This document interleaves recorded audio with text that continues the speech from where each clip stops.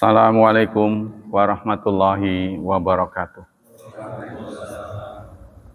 Innal hamdalillah nahmaduhu wa nasta'inuhu wa nastaghfiruh wa na'udzu billahi min syururi anfusina wa min sayyiati a'malina. May yahdihillahu fala mudhillalah wa may yudlil fala hadiyalah. Asyhadu an la ilaha illallah wa asyhadu anna Muhammadan abduhu wa rasuluh la nabiyya ba'da. Allahumma salli wa sallim ala nabiyyina Muhammad sallallahu alaihi wasallam wa ala alihi wa sahbihi wa man sara ala nahjihi ila yaumiddin, amma ba'd. Ayo ikhwah, pada kali ini kita akan membahas tentang akidah, yaitu imamah. Temanya imamah. Bismillahirrahmanirrahim. Al-imamah. At-ta'rif, definisi imamah. Al-imamah fil istilah indal itlaq yuradu biha al-imamatul uzma. Yang dimaksud imamah itu adalah kepemimpinan. Ya, kalau mutlak disebut imamah saja begitu. Itu namanya imamatul uzma, pemimpin besar. Wa maudu'aha tawali umurin nasi wa ma'ina. Dan maudu'nya, maudu' itu dari sasarannya itu adalah memimpin urusan-urusan manusia. Wa amma inda taqyid fa innaha tansarifu ilal maqsud minal mutakallim. Adapun kalau taqyid artinya bukan umum, ada ketentuan tersendiri, maka imamah itu tergantung tujuan dari yang bicara. Nah, kalau dalam kesimpulannya, ya, imamah itu adalah kepemimpinan yang bertujuan melindungi agama dan menyiasati dunia. Ya, itu namanya kepemimpinan. Jadi istilah yang digunakan untuk imamah ini banyak. Nah, ada kata khilafah, itu imamah, i'a'ah, gitu kan? Khilafah, riyasah, qiyadah. Itu semua maknanya sama, cuma levelnya berbeda. Kalau di kepemimpinan militer itu namanya qiyadah. Pemimpinnya, komandannya namanya qaid. Kalau kepemimpinan sipil secara dunia, itu namanya khilafah. Nah, makanya sempat ramai ya, khilafah. Jadi khilafah ini sudah ditentukan oleh ajaran Islam. Mestinya dunia ini dipimpin oleh kaum muslimin. Ya, contohnya kepemimpinan dunia PBB ya. Sekjennya itu mestinya muslim dan mengatur urusan dunia. Itulah cita-cita yang ingin dibangun dalam ajaran Islam sampai sekecil-kecilnya. Jadi ada istilah khilafah, ada imamah, ada qiyadah, ada imarah, ada riyasah. Nah, itu semuanya maknanya sama. Khilafah, pemimpinnya namanya khalifah. Imamah, pemimpinnya namanya imam. Qiyadah, pemimpinnya namanya qaid. Riyasah, pemimpinnya namanya rais. Imarah, pemimpinnya namanya amir. Semuanya sama maknanya, kepemimpinan. Tergantung levelnya. Ya. Status hukum tentang imamah. Yajibu ala umat aktul imamah. Wajib umat mendukung adanya imamah. Wa nasbul imam. Dan melantik imam. Idhiya min furudil kifayah, karena termasuk furudul kifayah. Wala qiyamaliddin wa dunya ila biha, agama dan dunia tidak bisa tegak kecuali ada kepemimpinan. Ya, jadinya di level terkecil saja, dimulai dari rumah tangga. Ya. Kalau nggak ada kepemimpinan ini akan kacau. Contohnya suami istri dua-duanya bersuara, semuanya menjadi pemimpin. Susah jadinya. Ya walaupun dua-duanya bisa ngatur, tapi harus ditentukan pemimpinnya siapa. Ya, ketika nanti dihadapkan pada putusan yang rumit, siapa yang harus memutuskan? Maka menurut ajaran Islam, suamilah pemimpin keluarga. Ya, jadi harus sesuai dengan keputusan suami, walaupun dia harus mendengarkan, ya, mendengarkan usulan-usulan dari istri, karena dia yang tahu dalam urusan rumah tangga. Jadi anak-anaknya juga kalau itu berkaitan dengan nasib ke depan, masa depan mereka, anak juga harus dilibatkan untuk memutuskan. Contohnya mau tinggal di mana, anaknya sudah bisa dimintai pendapat, ya mereka juga diambil suaranya. Jangan kita memutuskan sepihak. Nah inilah, Syekhul Islam Ibnu Taimiyah mengatakan, yajib ya'raf anna wilayata amrin nas min azami wajibatid din. Menurut beliau, mengangkat pemimpin itu merupakan azamu wajibatid din, kewajiban agama yang paling besar. Sebab tanpa kepemimpinan ya kita begini. Paling tidak pemimpin masjid berarti DKM. Dari DKM itu harus dikumpulin lagi. Siapa pemimpinnya di Cilegon? Nah, itu kan harus ada. Dari Cilegon ngumpul lagi ke Serang, provinsi. Nah, terus begitu lagi sampai ke kalau kita apa itu? Dewan Masjid ya, DMI, Dewan Masjid Indonesia apa ya. Jadi masjid-masjid ini pimpinannya Dewan Masjid, cuma kayaknya kerjanya kurang atau gimana, nggak pernah ada sentuhan dari Dewan Masjid. Harusnya mereka yang giat ya membangun kepemimpinan.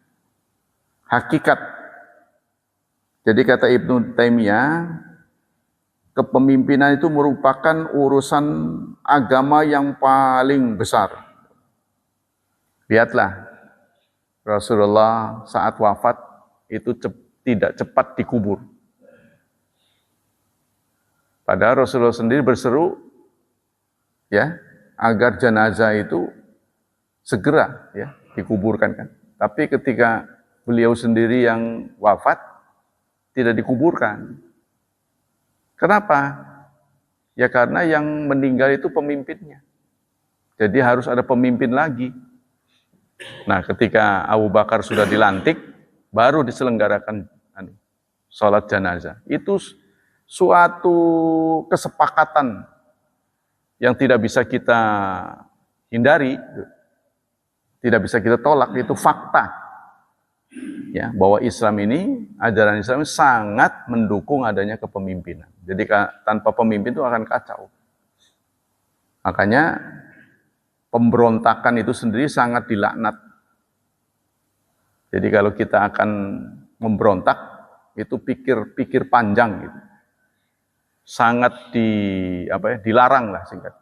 Kita mencabut ya, atau kita melepaskan diri dari kepemimpinan itu merupakan musibah. Dilarang. Nanti ada hadis-hadisnya. Al-imamatul uzma mustamilatun ala siyasatil umat, untuk menyiasati umat. Jadi untuk mengarahkan umat ke satu tujuan itu harus ada pemimpin. Wa ma'rifatu ma'aqidi syariah, serta menjalankan syariat. Wa dhabtil juyus, begitu juga mengkonsolidasikan pasukan.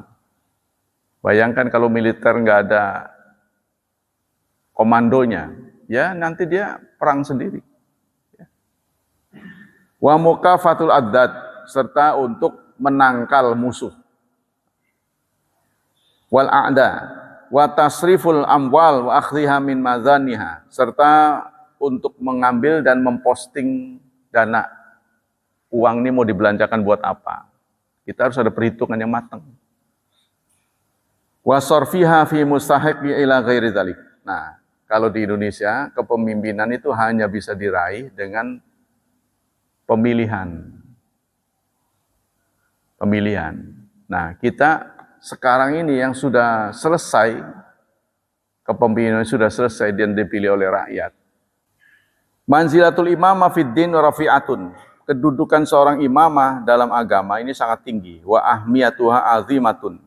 Dan kepentingannya, fungsinya juga sangat agung. Lima yaqumu bil imam min masalihi tantazimu biha umuruddin wa dunya. Karena urusan agama dan urusan dunia itu tidak bisa tertanzim, tidak bisa terukur, tidak bisa terarah tanpa ada kepemimpinan. Walakin laisat hiya ahamul matalib, tapi bukan kepentingan yang pertama. Jadi bukan nomor satu, walaupun itu sangat signifikan, tapi bukan urusan nomor satu dalam urusan agama.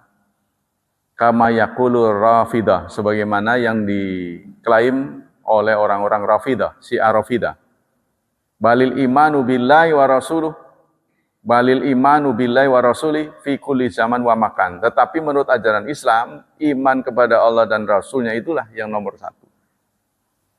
Jadi untuk menyatukan orang itu harus ada kepemimpinan. Ya. Dalil-dalil yang mendukung pendapat ini ya. Jadi tujuan dari imamah itu adalah iqamatuddin siyasatud dunya, menegakkan agama serta menyiasati dunia. Nah ini ke depan kita harus bagaimana? Ya. Jadi harus ada keadilan. Katanya ada 4 dis yang jika ada itu akan rawan. Satu adalah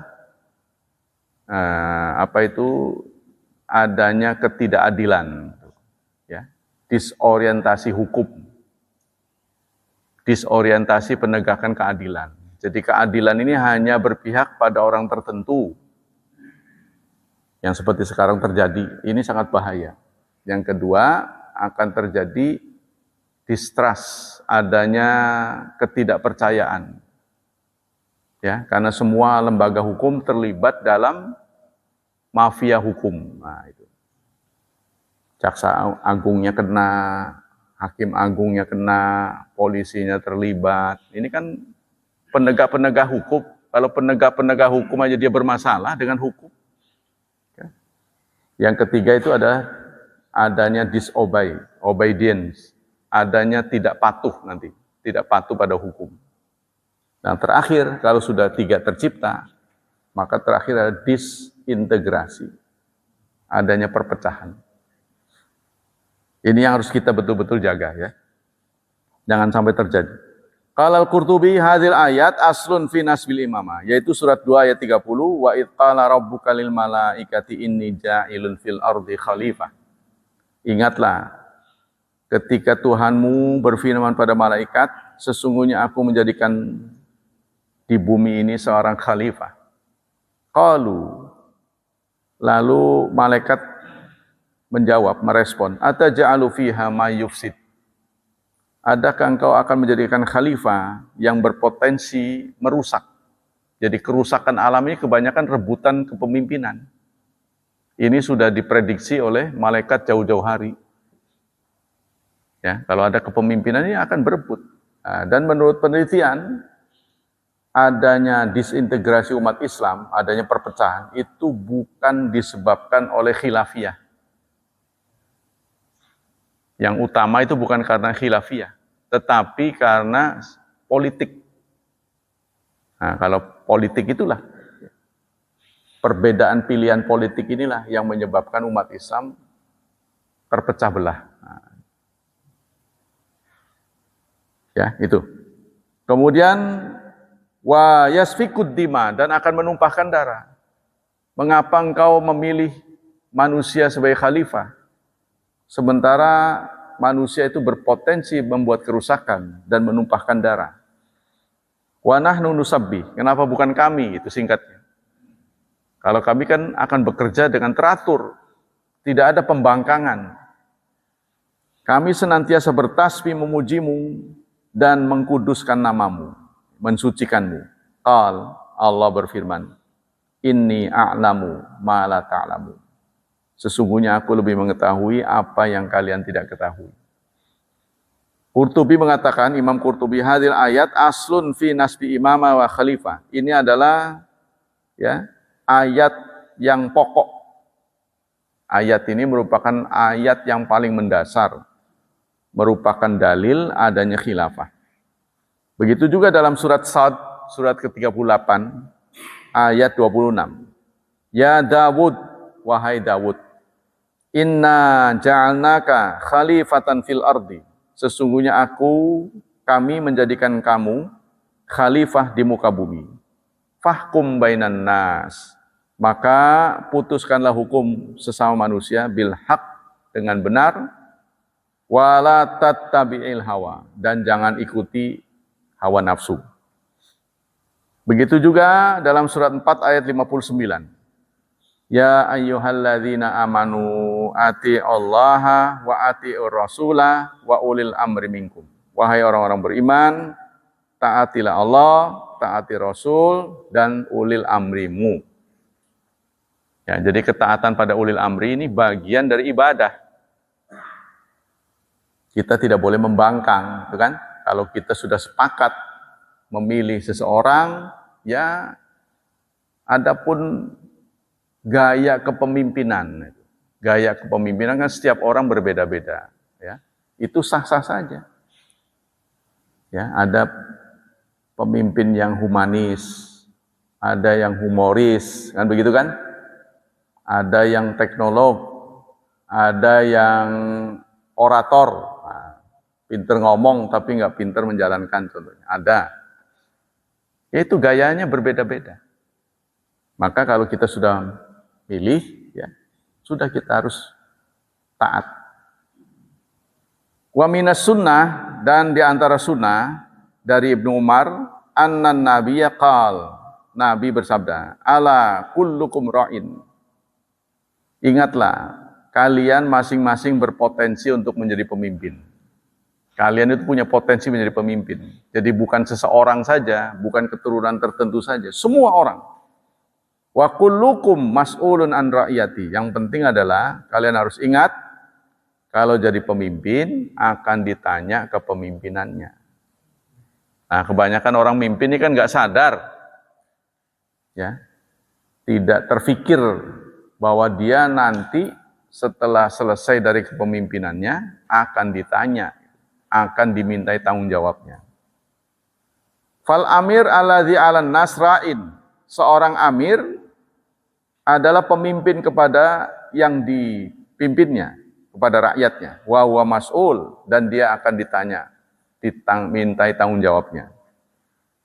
Dari Aisyah qalat, qala Rasulullah sallallahu alaihi wasallam. Suatu saat Rasulullah bersabda, Allahumma, ya Allah, man walla min amri ummati syai'an fasyaqqa alaihim fashquq alaih. Barang siapa yang menguasai urusan umatku, ya, lalu dia mempersulit. Jadi barang siapa yang menjadi pemimpin umatku, lalu dia mempersulit umat, ya, maka persulitlah dia. Ini doa Nabi Muhammad. Wa man waliya min amri ummati, barang siapa yang diserai memimpin umatku, syai'an, dalam urusan sesuatu, farafiqa bihim, lalu dia menjalankan dengan kasih sayang, ya, farfaq bih, maka sayangilah dia. Ini doa Nabi Muhammad kepada pemimpin-pemimpin di kemudian hari. Barang siapa yang jadi pemimpin mempersulit rakyatnya, tolong persulit urusannya. Barang siapa yang mempermudah rakyatnya, maka mudahkanlah dia.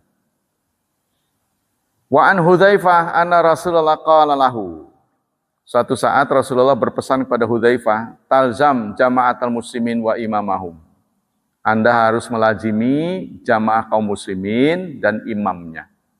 Jadi tidak boleh kita mengedepankan sentimen, tapi harus argumen. Jangan mengedepankan faktor suka tidak suka. Ya, kita nggak bisa selalu mendapatkan pemimpin yang kita suka.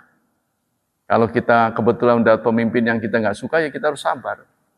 Sesuai dengan kesepakatan. Kesepakatannya adalah undang-undang. Gitu. Wa qala sallallahu alaihi wasallam. Rasulullah dalam suatu kesempatan mengatakan, "Man baya'a imaman." Barang siapa yang berbaiat pada suatu imam, fa'atahu, lalu dia memberi safaqata yadihi, tangannya, wa samrata qalbi, dan buah hatinya, artinya dia taat dengan ikhlas menerima, falyuti'hu mastata'a, maka taatilah sekuat tenaga. Ya, barang siapa yang sudah setuju itu sesuai dengan pilihannya, maka taati orang itu sekuat tenaga. Fa in jaa akhar, kalau ada pemimpin baru yang lain, yunazi'uhu, yang merebutnya, fadribu raqabatan akhar, maka pukullah leher yang baru itu.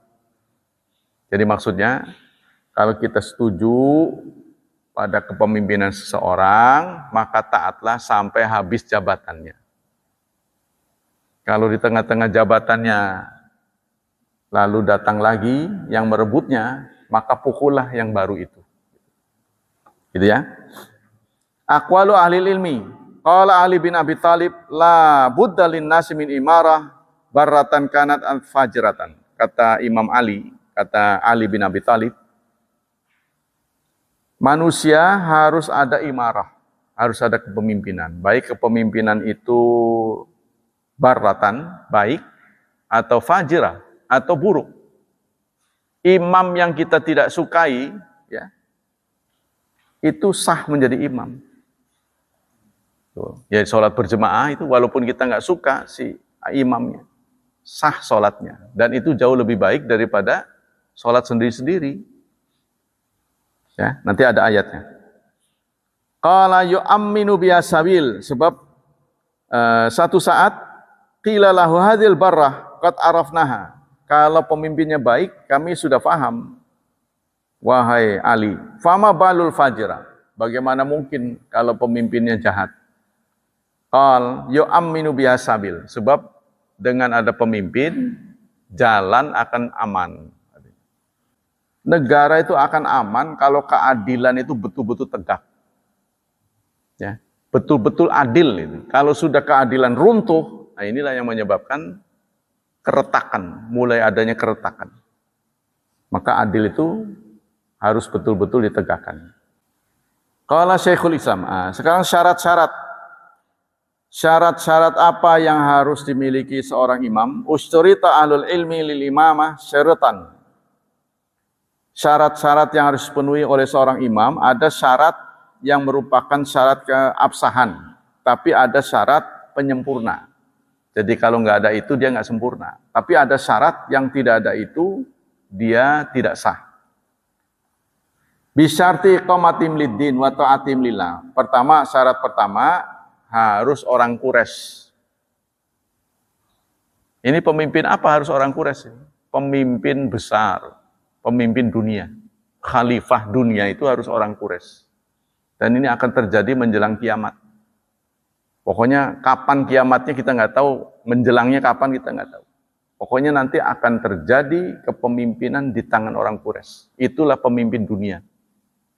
Ya, jadi PBB-nya orang Islam itu nanti yang menjadi sekjennya itu harus orang Quraisy. Ini berdasar apa yang disampaikan oleh Rasulullah. Nah, mereka orang Quraisy ini harus orang yang taat. Artinya orang Islam ya. Fa in khalafu amrallah fa ghairuhum mimman yuti'illah ta'ala. Kalau tidak ada orang Quraisy yang taat pada Allah, ya, atau dia tidak menyalahi perintah Allah, maka dilantik yang selain Quraisy. Wa yunafidza amarahu aula minhu. Wa ala hadza ijma'u sahabat wa man ja'a ba'dahum min a'immati salaf wa lam yakhalif fi hadzal ila syududun min ahli al-ahwa wal bidah. Tidak ada yang berbeda pendapat tentang keterpilihan Quraisy sebagai pemimpin besar, ya. Rasulullah pernah bersabda, "Inna hadzal amra fi Quraisyin." Urusan ini, urusan apa? Pemimpin besar, khalifah. Fi Quraisyin. Ada dalam Quraisy. La yu'adihim ahadun illa kabballahu ala wajhihi ma aqamuddin. Tidak ada yang memusuhinya, tidak ada seseorang yang memusuhinya kecuali Allah akan balikan, ditungkebaken gitu. Ma'aqamuddin, sepanjang dia menegakkan agama. Urusan ini hanya bisa terjadi kalau dipegang oleh orang Quraisy. Tidak ada yang menentang kecuali Allah akan balikan. Sepanjang mereka menegakkan agama. Orang Quraisy ini. Nggak tahu sekarang ya. Apakah Raja Arab Saudi ini orang Quraisy apa enggak? Wallahu a'lam. Apa Raja Saudi Arab orang Quraisy? Nah, karena yang keturunan Nabi ini kan Ahlul Bait ya. Qala Ibnu Hajar, amma ma aqamuddin annau idza lam yuqimuddin kharajal amru anhum. Kata Ibnu Hajar, penulis Fathul Bari, sepanjang mereka menegakkan agama. Itu artinya jika mereka tidak menegakkan agama, maka urusan ini keluar. Artinya tidak bisa dijadikan pegangan. Wa qala Rasulullah sallallahu alaihi wasallam, "An-nasu tabaun li Quraisy fi hadhihi sya'n." Rasulullah dalam sabda yang lain mengatakan, hadis ini dikeluarkan Bukhari ya.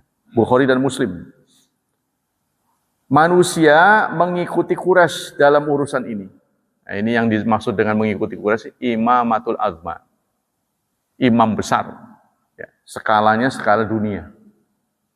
Qala al-qadiyat, hadhil ahadits wa ma ma'naha fi hadzal bab hujjatun anal khilafah li Quraisy. Wa khilafah itu hanya bisa dimiliki orang Quraisy. Wa huwa mazhab kafatil muslimin wa jamaatin, merupakan mazhab semua kaum muslimin. Wa bihadza ihtaja Abu Bakar wa Umar ala Ansar yaum as-Saqifah falam yadfa'hu ahadun anhu. Karena itulah ya, ihtaja, dengan inilah Abu Bakar dan Umar berhujah. Jadi ceritanya setelah kematian Rasulullah, umat Islam terbelah dua. Menyampaikan tentang siapa pengganti Rasul ini. Salah satu usulannya adalah Muhajirin punya pemimpin, Ansor punya pemimpin. Ya, kan Muhajirin kan orang Islam yang hijrah dari Mekah ke Madinah. Ansor yang punya wilayah kan, mereka yang punya tanah kelahiran di situ. Salah satu usulnya udah pemimpinnya dua saja. Orang Muhajirin ada, Ansor ada. Umar dan Abu Bakar mengeluarkan dalil dari Rasulullah. Mereka pun diam. Jadi pemimpin itu harus dijabat oleh orang Quraisy. Itu dikeluarkan oleh Abu Bakar dan Umar. Mereka pun setuju memilih Abu Bakar. Waqad addahan nas fi masal ijma'. Dan ini ditempatkan sebagai ijma', konsensus. Illam yu'thir an ahadin minas salaf fiha khilaf. Karena pada waktu itu semua diam. Inilah yang dianggap sebagai konsensus. Ya, konsensus sahabat. Tidak ada satupun sahabat mengatakan, nggak boleh begitu, karena Rasulullah nggak nyuruh begitu, nggak ada. Nggak ada yang protes. Ini menunjukkan mereka konsensus bahwa pemimpin itu harus dipegang oleh orang Quraisy. Berarti kita nggak ada kesempatannya. Jelas-jelas bukan Quraisy gitu. Fa'in qila warada fi sahih ma yadullu ala jawazi imamatil abdi faqad akhrajal Bukhari fi sahih. Ada hadis yang menjelaskan kebolehan ya kepemimpinan seorang budak. Nah, ini terbatas pada saat-saat tertentu kalau sudah tidak ada yang merdeka ya. Jadi yang kedua ini adalah orang itu harus merdeka. Satu Quraisy, yang kedua merdeka. Wah, ini panjang alasannya. Sekarang masalah-masalah di seputar imamah.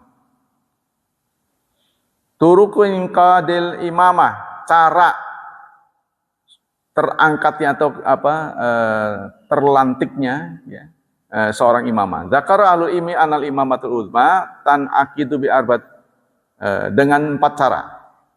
Pertama, ayanusan nabi anna fulana minal imam, yaitu tunjuk dari nabi.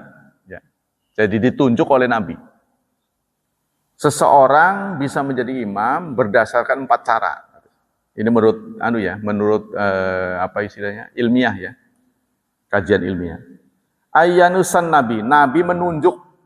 Jadi orang yang ditunjuk oleh nabi itu dia berhak menjadi imam. Anna fulanan huwal imam. Contohnya Rasulullah mengatakan si fulan itulah yang jadi imam. Wa qala ba'dul ulama inna imamat as-siddiq Abi Bakrin kanat min hadzal qabil. Begitulah Abu Bakar terpilih. Karena sebelum menjelang beliau wafat, ketika ada kekosongan sholat jemaah, maka Rasulullah menunjuk Abu Bakar. Nah, keterpilihan Abu Bakar berdasarkan petunjuk dari Nabi, tunjukan Nabi, ini menjadi kesepakatan sahabat waktu itu. Mereka nggak ada yang protes. Ya, jadi semuanya berbaiat pada Abu Bakar. Wa hadzat turuqu mabniyatun ala thubuti dzalika ani nabi min asli. Sepanjang ada dalilnya, tapi kalau ada betul-betul dasarnya ya. Yang kedua, al-ikhtiyar, dengan pemilihan. Ya, pemimpin itu ditunjuk, diangkat berdasarkan kepemilihan. Yaitu dipilih oleh ahli halli wal aqdi ala ikhtiyaril imam wa mubaya'ati. Dipilih oleh anggota ini halli wal aqdi, artinya orang yang berkompeten. Kalau kita DPR lah. Jadi DPR itu benar menurut ajaran Islam. Jadi wakil-wakil rakyat. Kalau kita sekarang kan dipilih oleh rakyat kan. Jadi tentu kekuasaannya lebih besar karena dipilih oleh jutaan orang. Berapa yang dibutuhkan untuk biaya dilantiknya seorang presiden? Kurang lebih 9 triliun. Katanya itu, 9 triliun. Jadi seseorang kalau mau nyalon presiden dia harus punya dana yang dikeluarkan 9 triliun. Dan kita pemilu ini menghabiskan uang mungkin 100 triliunan. Dari mulai kan itu kan semua yang ngawas segala itu kan paling nggak nasi bungkusnya ada gitu kan. Mulai dari penyelenggaraan, masang foto, wah tetek bengek lah itu. Mulai dari yang kecil-kecil sampai setingkat negara. Mulai dari RT, kotak suara lah sehingga ada kotak suara itu kan ada pengawasnya, ada berapa orang nggak tahu tuh. Itu membutuhkan biaya. Dikumpul-kumpul itu banyak sekali, berat sekali. Yang kedua, as-sam'u wa ta'at lil a'imah wa in kanu zalamatan fasiqin. Wajib dengar dan wajib taat kepada pemimpin meskipun mereka zalim atau fasik. Wa adamul khuruj alaihim wa isharu saif wa qitalihim, dan tidak boleh keluar dari kepemimpinan. Jadi jangan kita sebentar-bentar beda keluar, sebentar-bentar beda pecah, sebentar beda pecah. Jangan begitu, itu nggak boleh. Min usuli akidah sunnah wal jamaah asam wa ta'at liwulatil amri. Salah satu akidah ahlussunnah wal jamaah adalah wajib dengar dan wajib taat kepada pemimpin. Duna maksiatillah, tapi sepanjang bukan maksiat. Wa adamul khuruj alaihim sawaun kana bararatan aw fajjaran. Baik pemimpin itu pemimpin yang bararah, artinya orang yang saleh maupun yang bukan saleh. Ya, tetap kita harus mentaatinya. Illa idza ra'an nas kufran bawahan, kecuali pernah terlihat dia melakukan tindakan yang kufur. Tindakan perbuatan yang mengakibatkan dia murtad. Nah, ini tidak boleh. Indahum fihi minallah burhan wa qadaru ala izalatihi, dan mereka berusaha duna tarattubil mafasid. Kalau harus dimakzulkan, maka harus diperhitungkan jangan sampai terjadi mafasid, terjadi chaos. Kalau kita mau menurunkan, ya, Dan di Indonesia pernah diturunkan, ya, terjadi pada kiainya. Sang kiai diturunkan sebelum waktunya. Jadi di impeachment katanya. Di Indonesia pernah terjadi. Ya. Tapi tidak angkat senjata, alhamdulillah kan.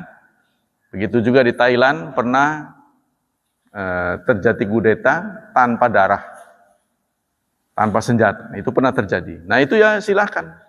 Jadi presiden kalau melawan undang-undang, itu bisa diturunkan. Seperti pernah ada wacana 3 periode. Bukan? Pernah ada wacana 3 periode. Sementara di undang-undang hanya 2. Kalau itu disetujui oleh rakyat, tapi ada saja rakyat yang mendukung. Kalau itu disetujui oleh rakyat, maka pertama yang dia harus lakukan adalah merubah undang-undang. Nah, di amandemen dulu, yang membolehkan tambahan periode. Baru dia tanpa pemilu, ongkosnya jauh lebih murah daripada pemilu. Dari sisi itu mah gitu kan, tapi dari sisi kita nggak terimanya ini. Nah ini, jadi kita memang harus memperhitungkan kerusakan yang terjadi kalau kita nggak setuju lalu kita ingin menurunkan itu sangat bahaya. Nah kita lanjutkan. Wa ulul amri fi ahadil aqwal hum umara wal wulat. Yang dimaksud dalam surat 4 ayat 59, ulul amri itu pemerintah dan penguasa. Tapi kalau menurut Syekh Marogi lebih luas dari itu, ulul amri itu bukan sekedar pemerintah saja, ya, tetapi komandan juga ulul amri. Jadi tergantung level kita. Termasuk ulama-ulama itu ulul amri, karena dia juga menangani urusan. Jadi kita tidak boleh membeda-bedakan. Kalau dia punya ilmu, ya kita harus dengar. Qala ulama al-muradu bil ulul amri min man aujaballahu ta'atahu minal wulat wal umara.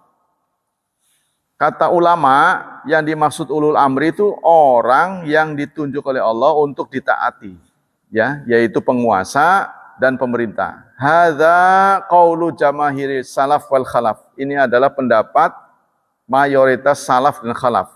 Minal mufassirin wal mufuqaha wa ghairihim. Dari ahli tafsir, ahli fikih dan lain sebagainya. Yang ke berapa ini? Tadi keduanya. Ketiganya. Hukmul khuruj alal imamil jair. Hukum kita keluar, ya. Keluar dari imam yang jair. Imam yang tidak lempeng. Min usuli madhabil khawarij wal mu'tazilah al khuruj ala hakimil zalim wa munabatatihi bisaif wa qitalu wa hadzal madhab mukhalifun li nususi Qur'an wa sunnah. Menurut madhab Khawarij dan Mu'tazilah, ya, orang boleh keluar dari ketaatan terhadap pemimpin yang nggak benar. Begitu ngelihat pemimpin yang nggak benar, dia boleh, ya, melakukan pembangkangan. Itu pendapat dari Khawarij dan Mu'tazilah. Tapi ahli sunnah berbeda.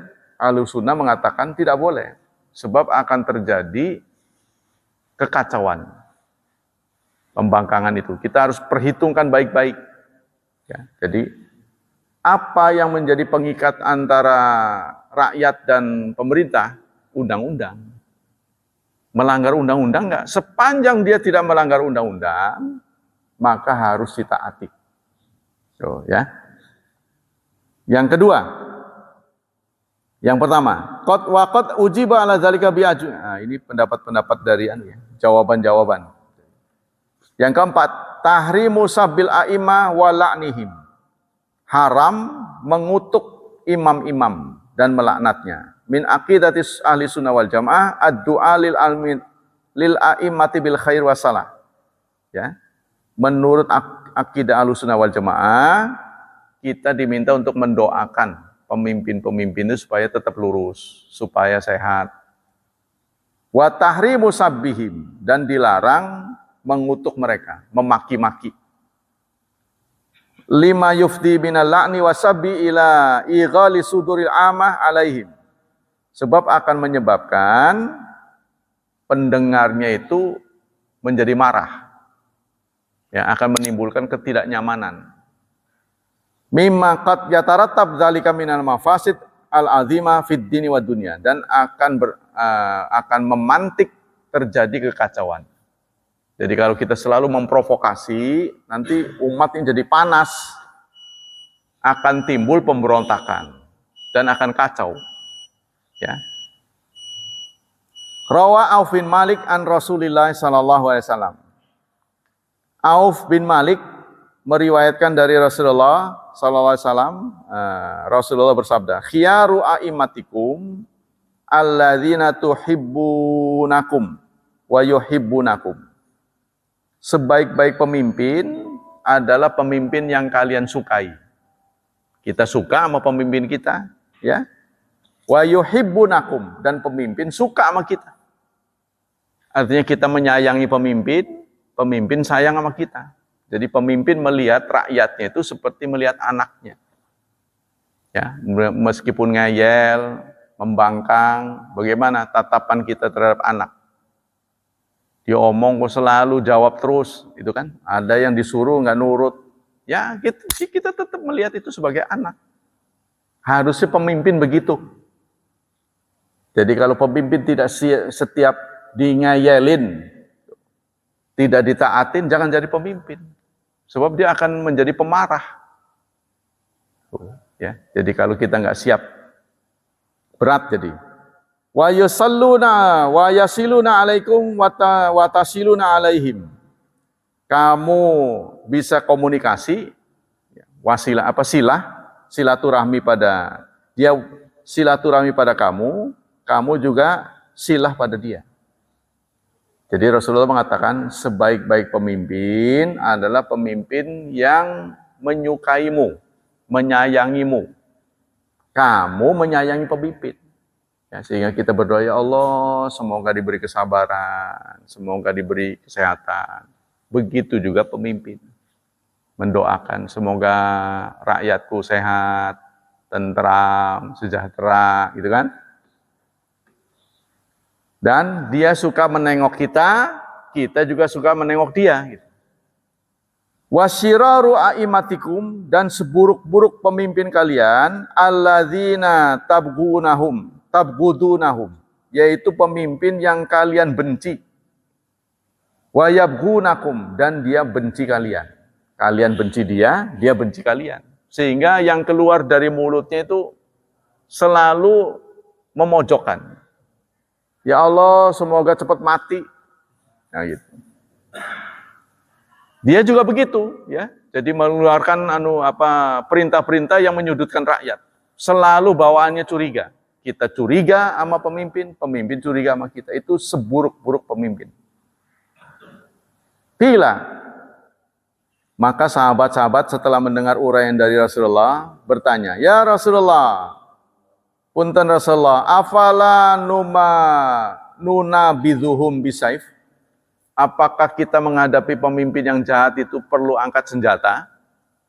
Ini satu saat, ya, sahabat Nabi menjawab, respon kita bagaimana kalau menjumpai pemimpin yang brengsek?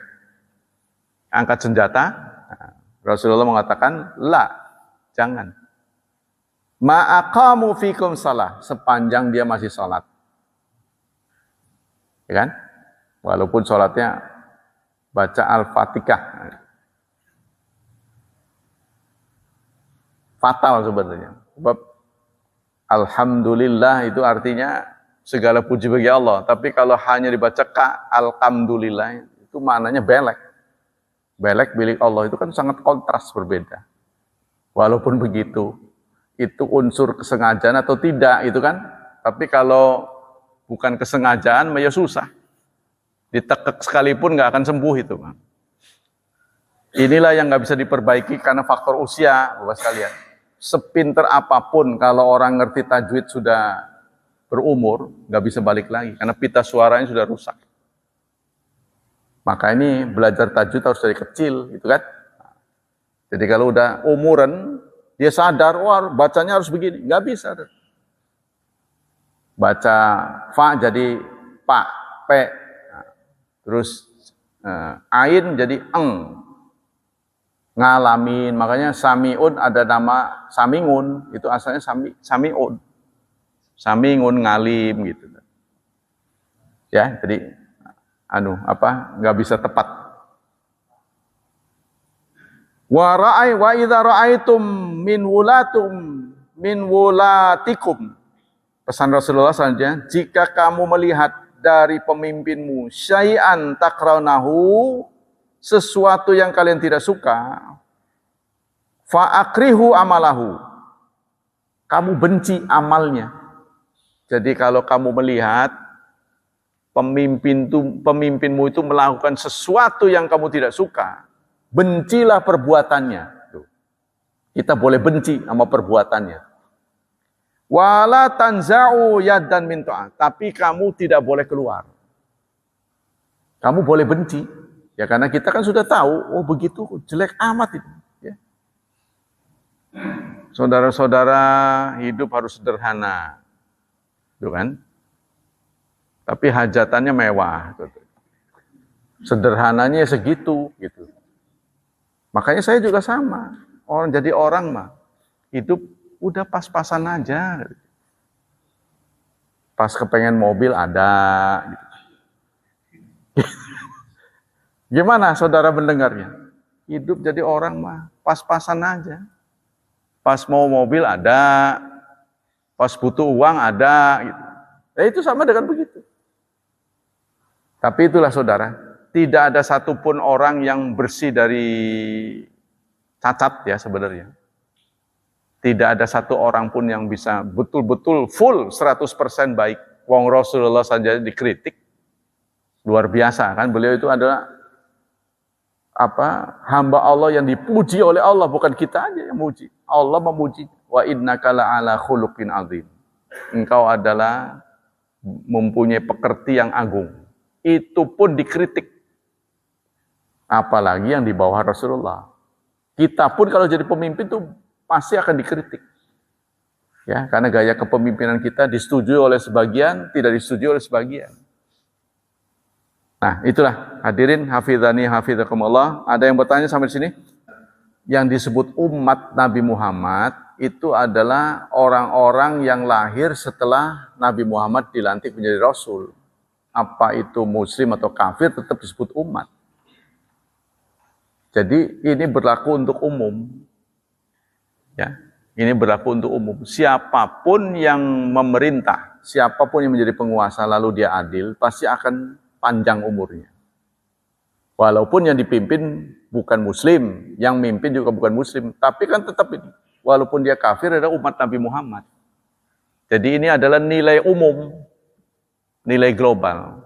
Pemimpin manapun jika dia adil pasti akan panjang dan disukai. Itu Pak. Ya, untuk pemimpin tadi. Apalagi muslim. Ya, saya pikir muslim itu sudah dididik terampil itu untuk menghormati pemimpinnya. Ya, saya pikir begitu ya. Umat Islam ini jaranglah membuat kekacauan asal dia bisa diyakinkan gitu. Asal dia bisa diyakinkan. Jadi harus tetap ada kajian-kajian dalam soal kepemimpinan. Kan sekarang kajian tentang kepemimpinan kan kurang. Ya kan? Sehingga terjadilah masjid belah dua.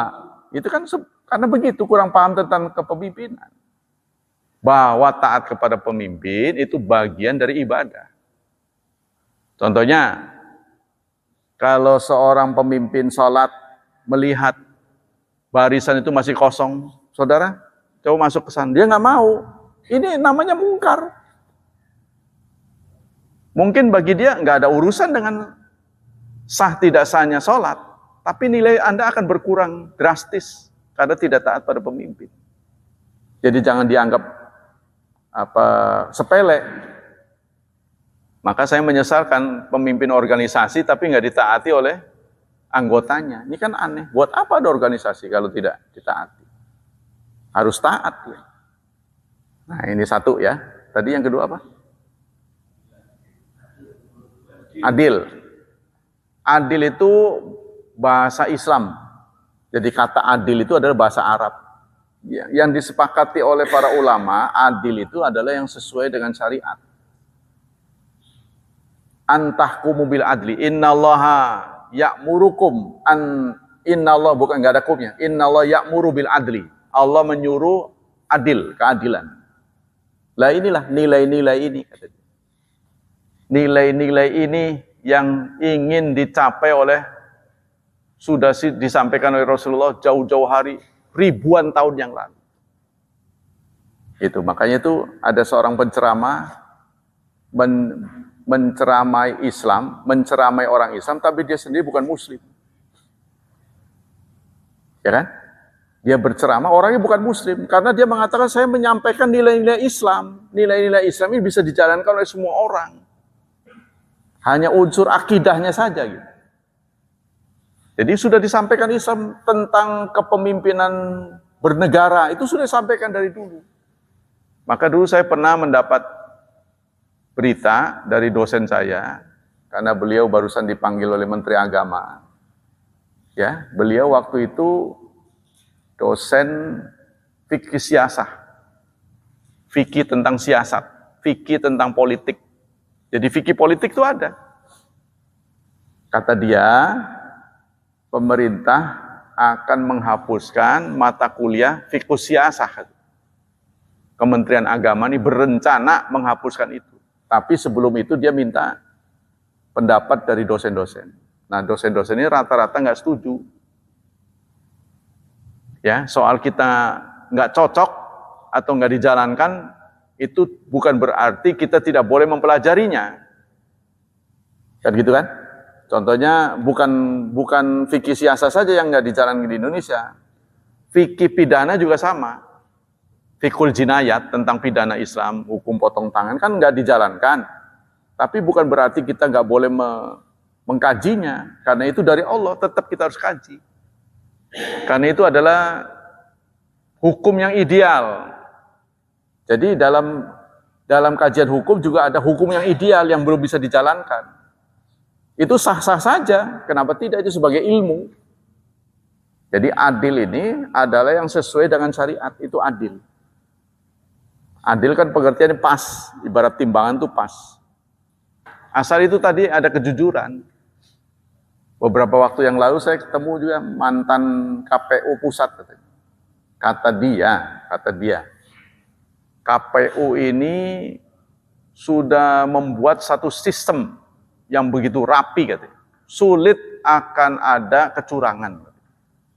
Katanya begitu. Ya nggak tahu.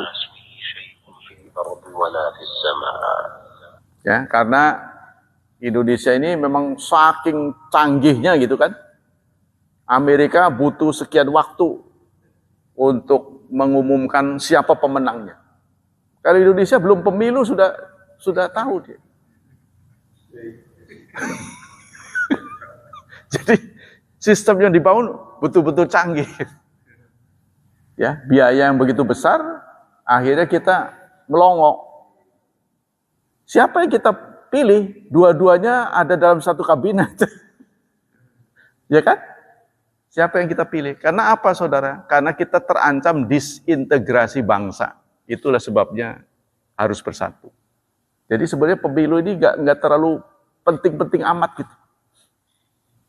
Tapi harus ada gitu loh persoalannya. Gitu kan? Nah sekarang ini siapa yang bakal jadi juara, itu selalu kalau benar ini sudah ditakut-takutin dulu. Karena pemimpin Indonesia ini tidak bisa lepas dari oligarki. Contohnya Pak Dadang yang jadi pemimpin, nggak gablek duit, tapi udah keburu populer. Kan bisa saya jagoin, saya biayain. Nanti ketika jadi pemimpin, apa ya akan melupakan saya? Nggak mungkin. Pasti kan ada negosiasi itu kan, ada nego. Sementara kita lihat pemimpin hari ini pun kira-kira dari dunianya nggak cukup. Tapi disorong jadi pemimpin. Makanya itu pemimpin dalam Islam ini harus kaya. Harus kaya. Jadi kalau dia sudah kaya, ya insya Allah tidak akan menambah kekayaannya kalau beriman pada Allah. Pokoknya soal pemimpin ini soal yang paling sulit lah. Karena inilah yang akan menjadi pemicu keretakan. Jadi menurut kajian Endang Saiful Ansori, sepanjang sejarah yang membuat retak kekacauan besar di kalangan manusia ini gara-gara urusan kepemimpinan. Bukan urusan hilafiyah, bukan. Kepemimpinan, karena dia, contohnya di zaman Muawiyah itu pernah ada cucu Rasulullah sampai dipenggal kepalanya. Itu karena berebut kepemimpinan. Ya, berebut kedudukan. Jadi kalau orang sudah berebut kedudukan itu matanya gelap.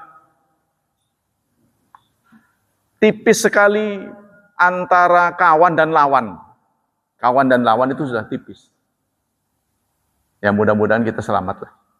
Ya, bisa menggiring, sudah jangan terlalu menjadikan masalah gitu. Siapapun yang jadi, jangan sampai kita bermusuhan setelah selesai.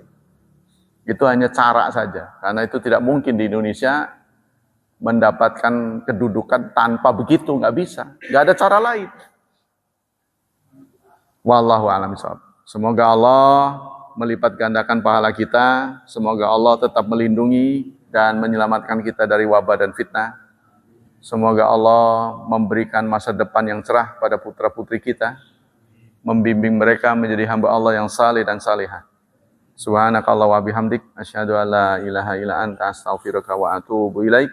Wassalamualaikum warahmatullahi wabarakatuh.